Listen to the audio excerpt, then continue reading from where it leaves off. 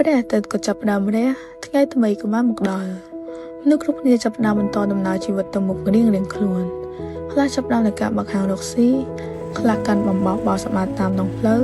ហើយខ្លះទៀតក៏ធ្វើដំណើរទៅកន្លែងធ្វើការរៀងៗខ្លួនក្នុងនោះក៏មានបុរសម្នាក់ដែលចាប់ផ្ដើមថ្ងៃថ្មីរបស់ខ្លួនដោយការធ្វើដំណើរយឺតជាងគេគាត់ធ្វើដំណើរដោយគ្មានម៉ាស៊ីនជំនួយតែដោយកម្លាំងជើងធាក់របស់គាត់ផ្ទាល់នៅពីក្រោយការងារតាក់ស៊ីក្លូរៀងរាល់ថ្ងៃនេះគឺមានរឿងរ៉ាវជីវិតមួយដែលអ្នកគួរដឹងអំពីលោកតា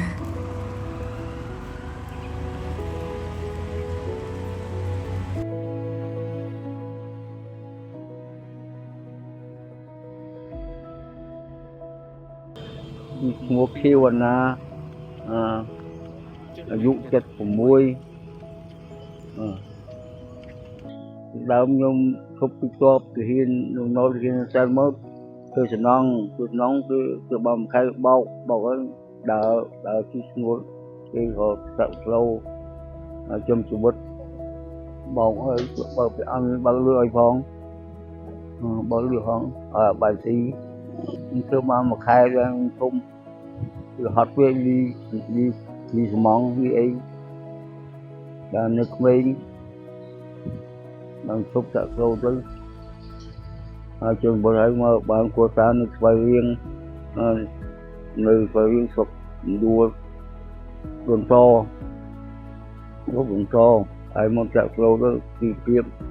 ញ្ចឹមគួរតាកូនប្រុសពីរស្រីមួយកូនសម្ងាត់ទៅអង្គចាក់ឡើង3នាក់នឹងសម្អីនឹងចាក់ផ្លូវនេះទីគឺឌីលេផ្លូវបានខ្វះងាយជឿណាប់5,000-7,000បានហូបបាយជឿណាគេដើរចែកបាយហូបទៅនឹងមកជុំមួយមកគុំស្លូគូសម្បត្តិខែ60000ដឹកប្រាំងទៅកាត់ដងទៅបាន5-10ពេលទៅមកខ្លាំងហើយ1ម៉ោង6000កាត់បងទៅតែវាជីជួនណាជីកន្លះថ្ងៃជួយជី1ម៉ោងក៏មានដែរហើយចុះទៅឲ្យលុយដែរ5រៀល2រៀល10000តាមវាជាឲ្យមកប្រសុំគេចាំតែគេឲ្យ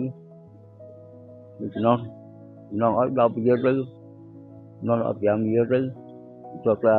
លុយបងផ្សេងហើយជួនណាចិត្តបានដែរឲ្យច្រើនដែរចុះទៅចិត្តប្រកាសឲ្យ10000ទៅ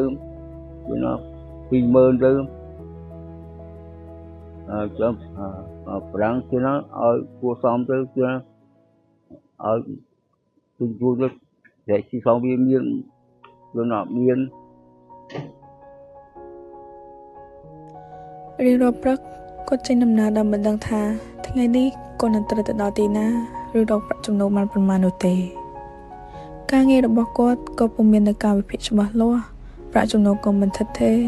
គាត់មានតែដងផ្លូវនិងស៊ីក្លូរបស់គាត់តែប៉ុណ្ណោះគ្រប់ជំហានដែលគាត់ធ្វើដំណើរគឺជាការខិតខំប្រឹងប្រែងហើយដល់ការជប់សម្រាប់នៅតាមដងផ្លូវគឺជាពេលវេលានៃការរងចាំដែលសង្ឃឹមថាគាត់នឹងមានអ្នកដំណើរបន្ទាប់មកជិះស៊ីក្លូដើម្បីទទួលបានប្រាក់កម្រៃក្នុងការចិញ្ចឹមជីវិតគឺភ្លៀងមានអាជីពអង្គុយចាប់ផ្ទះគេទៅបើរៀងភ្លៀងមិនចេញ